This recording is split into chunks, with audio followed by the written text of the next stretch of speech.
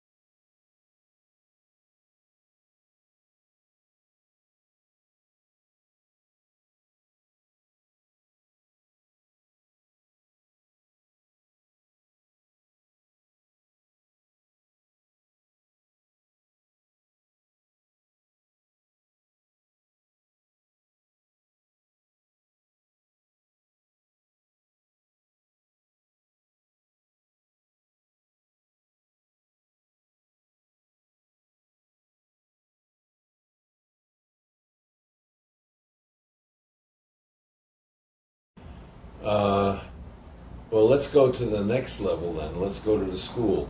What we're saying at the home level is that, hey, we can reverse this. How do we reverse this? We can reverse this by installing the conditions that were not present in the declining performance, the conditions that dominated the for worse experience for the child. And we can reverse them by teaching the mothers how to stimulate and how to respond to those experiences. Have we encapsulated all the responses and you feeling really good today? No, that's not the issue. Anything that begins with you, though, puts the focus on the kid. It means child-centered parenting. And even later, when you're an adult, it's also called responsive problem solving with whoever.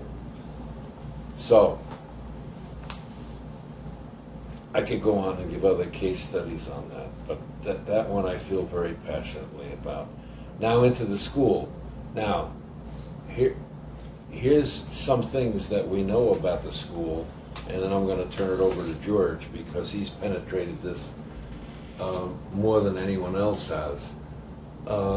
We know that as the kids go into the school, they fall behind each day, each month, each year with the majority kids. That's called the achievement gap and some other things. But some things are happening in that schooling experience to indicate that the inner city child is, or the rural southern kid, is falling behind with each day's experience, and we're gonna deal with that now. The school is a somewhat upgraded experience from the home. We're not really requiring that much in the home. What are we requiring in the school? Another qualifying condition is the fact that no one has yet established that the school contributes anything more than 5% independently to anything, let alone student achievement. For the following reason, I'll let George. That sounds like comment a on waste both. of time. There are a lot of reasons to keep your kids home, yes. Unless the school moves out to interact, you're talking interaction, Hernan, to interact with the family processes like work values and so on, or home backgrounds like socioeconomic backgrounds. If the school moves out to these targets, then the school can have a more significant effect. Nowhere near the dominant effect that the home processes, the family processes, and the home backgrounds have upon that student achievement. So that's the carryover from the home. So with that, the two things there's no question that there's no encouragement for the black kids for neuronal growth by any measure. Anybody wants to produce a new set of measures, I'd be glad to look at them. But the school is not set up to facilitate the neuronal growth of a black child. The school is set up to retard the neuronal growth of a black child. George. But Go ahead, before we sorry. go to George, I just think of looking a little bit more of the wider spectrum without going into it now. You talk about the black child here. In other places, it might be religion. Oh. In other places, it might be other No, the only reason I'm focused that are here, retarded. aside from the fact that we're about to reach a crisis of unknown proportions right now, the only reason I'm focusing here is we got data. We can start putting this picture together. Neuronal growth may be for better or for worse, and it's contingent upon what happens at these choice points of interaction. George, you want to help me out here? I'm just following on Ann's point, and I'm with you on that, Renan. When I look at this and I step back and think about this perspective, I come and I'll come more directly to the school, but underlying all of this is the attitude of elitism, the attitude of classism, the attitude, the need, the requirement of folks having to be better than others. Now, we can go historically, we can talk about slavery and having to create a rationale to justify the treatment of people as they are treated under conditions of slavery, building toward their being of inferior caliber, what have you. Therefore, little harm is being done, or what have you. You're actually taking care of them. But what has emerged, and I see this in the teaching that I've done in psychology and education, graduate school, undergraduate school, is we got this age-old debate that has become politically correct to kind of slide away between heredity versus environment, or nature versus nurture. That age-old argument where many want to believe that what's presented to them, or what comes to them in terms of a group of students, African American, what have you, is it's really not much you can do about it. It's part of their heredity. It's part of their nature. Now, when I get into research methods with my students, I say to them, look, the whole debate about nature versus nurture, heredity versus environment, is a stupid debate. Why is it stupid? Because if we look at the condition, the circumstance of nurture, we have no idea as to what the maximizing effects of nurture can be in terms of neuronal stimulation. We have no idea whatsoever. Yeah, go ahead. Could I relate to that? Yeah. You said the phrase, some feel better than others, and you used the word elitism. It's a basis of elitism. Yeah, exactly. correct. I totally share that. Yet one can see oneself being maybe better than others, but you can also feel a sense of compassion, if that's the correct word, a responsibility to others as a human being or as a group. So that is also a qualitative element built in the nurturing and your procedure. It's That's a one qualifier. comment. Yeah. The second You're comment is the issue of feeling a victim. If you feel a victim, you're kind of limited by that issue. What was the third one? There was a third one that came to my mind, I forgot it. But I think these things, all of them can be treated because we're all human beings. Yeah. Just the first of the three, the two you remember. Yes. In terms of having some feeling for being a little better off, I'm not sure of the word that you use. It's but, okay. We can use elitism. But It's it all right. gets back to the point you were making just before I started the talk. When we talk about the whole issue of neuronal stimulation, it doesn't exist just for black kids who are underachievers. Yes. It exists for white kids who are successful, who go off to Ivy League schools. You have to raise the question of their neuronal stimulation. So no one has an edge No when you exclusive. start looking at things on the basis of neuronal stimulation. Right. There are no edges. It's what you develop. It's what gets stimulated. It's the processing capacity that you develop or that you're taught. Okay? And then secondly, yes, there's no grounds for victimization. Because once you begin to understand, we're talking about dealing on terms of neuronal stimulation, which really can be a more objective criterion for advancement, because we can talk about what influences all of these sources have processing capacities. And that's the basis of the intervention. And once we begin to learn that, there's no justification for victimization either. You could look at victimization to say that you have a limited response repertoire. You don't know what to say. I don't know what to do. I don't know how to solve this problem. I only know one way or two ways. Yeah. While neurological stimulation is going to open that up. Not only Yeah, that, and then you really get categorized as a victim in the instance where you are presented with choices based upon recognizing the impact of neuronal stimulation, and you choose to not make those choices. Now that's the basis of victimization. You're starting to take advantage of your circumstances. But when I use No, when you I got to use- hear what he just said now, Yeah, Hernan. yeah. Don't jump too fast. You're either taking advantage of your circumstances Yeah. or you're not taking Yeah, advantage but the of point your is the circumstances have to present choices to you. Yeah. And it's after that point where the decision is made not to take advantage of those choices that you can begin to say, I'll ascribe victimization to that individual.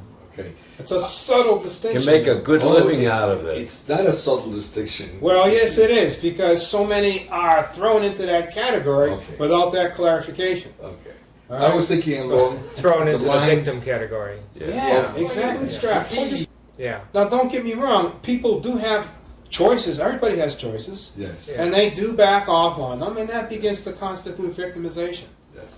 But the scale of it, you got to be careful as to how Yeah. much you ascribe to That- that that's- individual that's prior fair. to bringing in the, Hernan, the look, intervention. look at the, also, I don't mean to interrupt No, George, sorry. but you have to look at the picture here. Where are we talking about the people? They're already tumbling down the four worst track. Right. Are we talking about the decisions that they're making or the interventions that we're making? Sure. Well, I was thinking also about the issue of feeling a victim yourself. Yeah, that's what he's talking about. Okay. Yeah. Well, Yeah. when he was talking about victimization, where you. No, it includes the feeling Okay. and Okay, it's- self-view of It's self. important to bring that out, to differentiate between the two. Okay? I'm not Because quite sure. you cannot become a victim because someone wants to victimize you. Okay? All right, we That's could, my we could, point. We could get into Okay. addressing victimization. Okay. There's some I nuances think there. you're bringing in some experiences from another context, actually, into Maybe. this.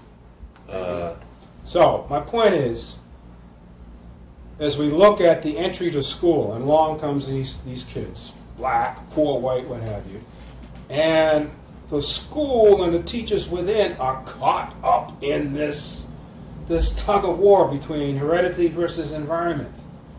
And part of the difficulty in their handling this stems back to their source of learning, which goes up to college and teacher preparation programs, teacher pre-service programs. So here they are, and they're dealing with this whole issue of what does James bring to me? Is it heredity? Is it environment? Is growth possible? That's the fundamental issue. Is growth possible? Yes. And for many, they don't believe it's possible. Now, what they'll do is they'll talk about, well, we got all these home factors, we got all of these economic factors, and certainly they are critical, but it doesn't dismiss the potential impact of processing from the school, from the teacher, to increase neuronal stimulation. So the data we have right now on how much school accounts for achievement is only a baseline. It doesn't take into account where we're intervening, where we're teaching teachers how to process in terms of relating to students and then looking at content and begin to process it through representation, 5W2H or systems representation. So that we begin there, then to begin to say, hey, we can think about neuronal stimulation as the criterion and imparting processing skills to help enable that stimulation. Let me That ask you becomes the something. key there.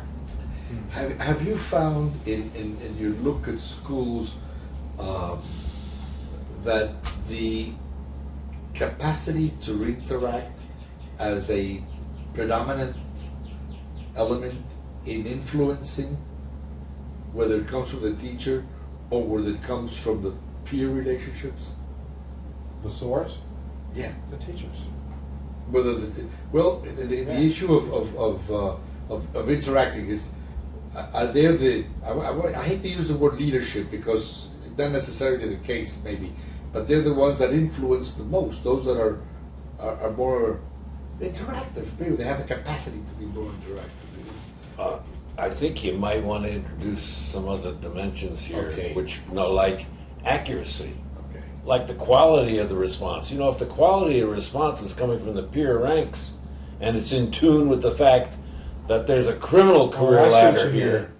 Peer versus adult. Well, Is that what you're saying? peers Yeah, I'm as saying well as the teacher, because it could be. I mean, you the just, teacher Yeah, may yeah. teacher may not be in, Potential's there, yeah. yes. teacher may not be in tune with the fact that Yeah. nobody sees the civilized career ladder here, Yeah. except your buddy there. He said, "Look, man, there's a job waiting for you at the corner over there," Well- because he understands you stole hubcaps. You now steal cars, and you're on your way to a really good job on the criminal career ladder. Well- I mean, the accuracy, the quality of the response. It can't just be highfalutin.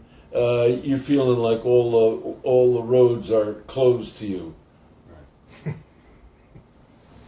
Well, the quality of the response will lead you to, for better or for worse. Yeah. Yeah. What I'm trying to make the case out here and drawing this picture is it's all for better or for worse, and some people get all the experiences for worse until a really powerful intervention comes along. And if don't over. I was saying with George. I know you're not done. No, I'm done. No, you're not done. Yeah. But no, but I was saying to George, you know what? The Yeshuas, the helpers, the Yeshuas, who think that, oh man, I hit that one out of the park. That one really. If he's talking to somebody back down here at the bottom of this pile, that kid may not even have heard what he had to say. And so, don't be grandiose about the effects of really great responses, because they got to be put in context. Well, I like the example of the one on the bottom, because I was thinking, looking back at the issue of elitism and the issue of the victim. If we are developed with an open mind and a true sense of who we are and who we should be with respect to those around us, no matter where we are on that ladder, we should all be helpers. Yeah, Yeshua means helper. If you take your Christianity seriously, you should be. But that doesn't mean you are penetrating the experience of that kid who says, "Man, I live in a criminal world. You keep talking to me about being a priest. That ain't gonna happen." I bet you. I agree.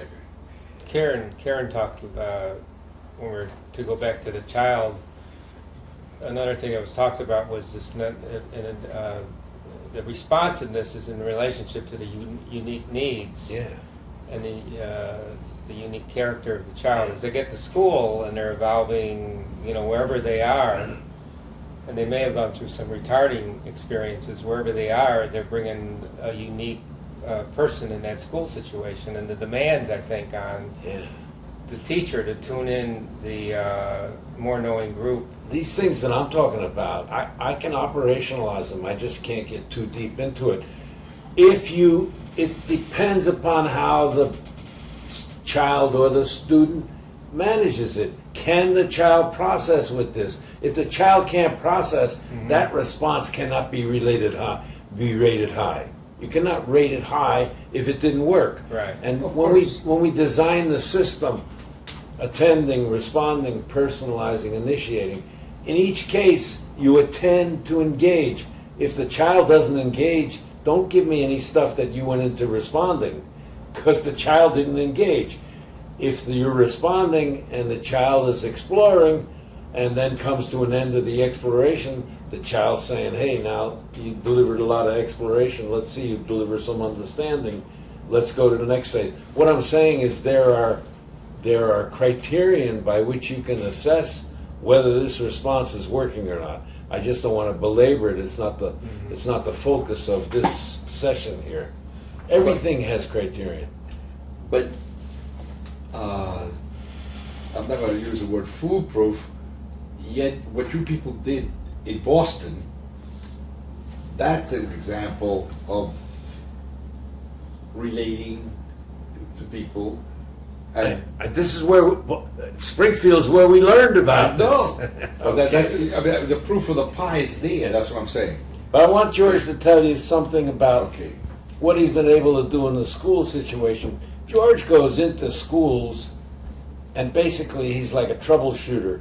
Give me the kids that this isn't working for, the kids at the bottom of the class, and I'll put them at the top of the class. And I just want George to tell us a little bit about how he does that. Yeah, that is one effect, along with several other effects in terms of student experience and growth. But when you go in, you realize that these teachers have come to their positions. They've come in from their teacher preparation programs, and they really haven't done a lot to help teachers understand what impacts neuronal growth. They're still debating the nature versus nurture and all the studies and things like that. But they don't understand that it's about neuronal growth that is enabled through processing. And that's what it hasn't happened for them as learners, the teachers. It hasn't happened for them. So when you're starting, you're really bringing them back to their own learning experience as a basis, processing interpersonally with each other. And it's no more than what you do in an organization, doing with a group of supervisors or whatever. You got to get them communicating, processing with each other before they begin to take a look at the nature of the work and planning and processing to plan it out. So there's that piece, and then into taking a look at the content, everything from algebra to geometry to earth science to English, and to begin to see how to represent in that content area for themselves as learners in their subject matter. Then once they got that under their belt, it's a matter of saying, okay, now let's start to take a look at your students in your class and the content that you seek to deliver. So it's building the content, the flow from the information representation options, 5W2H systems representations, the interpersonal skills, and that becomes the basis of beginning to present the learning to the students, that which is to be taught. So the kids indirectly begin to get these skills for information representation, but then the teachers come out to directly teach them these skills. So they now learn 5W2H, which they can carry off into other classes. They learn systems You representation. say 2H or 2Y? 2H. I'm talking fast here. Okay, that's. And then they go into science. We did this up in Chester, where we took them through systems representation in terms of areas of science and biology, what have you. And then the kids got these skills. They begin to carry them off into other classes. So you got this sequence that you go through, from first helping the teacher build with their learning process, their neuronal stimulation, which is new for them. No one ever really pushed that for them. So it has to get going for them, and then they help get it going for the students. So we have to empower them to be real helpers before they can help a helpee. Yeah. And the helper always puts a lid on the growth of the helpee. And we used to have It's our empowering their growth. It's really Yeah. getting them growing first, and then. Go ahead. I'm sorry. No, go ahead. That's what- The research that we did suggested that however we assess the helper, let's say on a scale of 1 to 5, we assess the helper at level 3. That puts a lid on the growth of the helpees that they're working with, not to achieve level 3, but to achieve half the distance between where they are and where the helper is. So if they're at level 1, they got a chance to move to level 2. And I think a generalization like that applies to almost any area. I was thinking that, please correct me, I think really the first step is, for me, was the teacher has to have the capacity to question himself. He has to open up. But somebody has to bring that to him, Fine. and that's the helper's helper. Yeah. The helpers. Help him open up, and then realizing, and then We call this having the person, learning experience. yeah, we call this person a trainer usually. Okay. But yes, So I think in all these instances, it all starts with the sensory experience, right? Like the baby laying on its back, and all the sensory experiences in school. And now it becomes, so what do you do with it? Now that you have the sensory experience in front of you, how do you process that? And that's what you're talking about. How do you process interpersonally? How do you process with information? In imagery, those children in school there, if you look at this for better or for worse scheme, are like infants laying on their backs. Yeah. They're looking at the ceiling and they're looking at that's why everybody says, oh, That's how they come into the classroom. yeah. And so in Sit down, effect, be that's quiet. because nobody is responding to their internal experiences. So, I mean, we see in both of those instances, if we leave them alone, they deteriorate and the neuronal structure does not grow. And over a period of time, it will deteriorate. We see in both of these instances, home and school, we can make interventions that can not only bring them to a level, whatever DNA intended, but beyond that, because they are empowered to start to create their own neuronal growth, so to speak. It's an incredible thing. The brain is an incredible thing. It's the most incredible, from your frame of reference or not, it's the most incredible gift from God. And the greatest sin that you can ever commit is not to use it fully. And we're here studying this issue because we see injustice and everything else, but the other part of it is it contributes to our neuronal growth, Oh, yeah. to throw ourselves into these things passionately. And just the last tag, based on what you're leading into for me, many of these teachers, anecdotally, they'll come back and say, I had this student here, I had this student there, and they were low, and their behavior problems. And it's amazing how they've turned around and become engaged in the learning process. Oh, yeah. And we did follow-up, I guess it was Washington State, where we did our follow-up analysis. And the teachers, as we went around and visited them, what have you, they reported not only increases in academic achievement on teacher-made items and increased classroom involvement, but they also reported a reduction in discipline problems. Number one concern for teachers, classroom control and discipline. Those problems dropped as they learned to apply interpersonal processing, information processing, content representation in that classroom. I share that experience. When I taught at the university in Venezuela, the use of the anecdote, and it was a living experience in my own profession, the exercise of my own profession, and also the subject matter that I taught at the university. When I brought up the anecdotes, it was fascinating how everyone was involved, and how they really shared the experience themselves. That's why you came to America, to get the anecdotes, right? Not only America.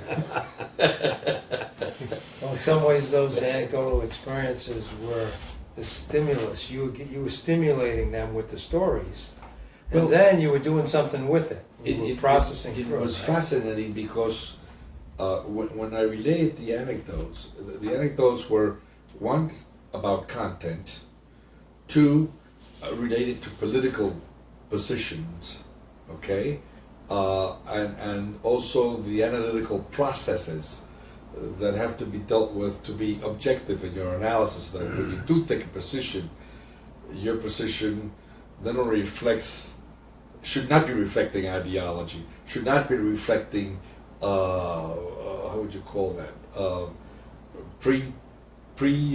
judgments, but rather- Prejudices. prejudices. That's the right word. Whether they be of a political nature or whatever, ethical, or whatever. But you really try to be objective, so you try to do the right thing, the right thing, and also the correct thing. Okay, and that's what's it made the class a real bombshell. I mean, some of the classes I began at 9 o'clock at night, and we'd be there at 11:30. Boom, going back and forth. Everyone was really hyper and exchanging views and talking about the subject matter. But in any case, Okay. the So, other issue I was thinking- only half kidding. Oh. I was part serious. America wears its troubles on its sleeves, and other countries don't tend to. So you can come up here and gather these anecdotes. Like, it is a crazy group of people think they can solve the world's problems. They're meeting at Kharkov's at 12 o'clock on Tuesday, and they're videoing. Maybe we can get a copy of the video. Let me go on for Go this. ahead. Turn on for Go that. ahead. Let me carry this to the next level, which is, you understand, at every one, this is starting to form what you're calling the character of the person, these experiences. And not all the people who rise up to become the healthiest people were rewarded every step of the way. But the potency of some of the directions that they took to get there was a function of some powerful rewards along the way. Okay, and in the same way that the declines were a function of some powerful punishments that they took along the way. The next stop on our community map, our cognitive map, is the college. And the college is there for a reason. I mean, one of the things I've always done, I had to figure the community out from scratch in Springfield.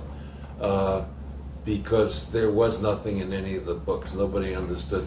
And I always treat traditions respectfully to say, well, it's got to be there for a reason. I got to go figure it out. Now, for the most part, I put that little interjection there. There is no place for the college in the black community.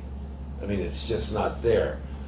But let's separate out the college. There are fraudulent operations going on there that give degrees, but there's no place for learning how to think so that you can, at minimum, influence your life, and at a maximum, maybe control your life, or your destiny.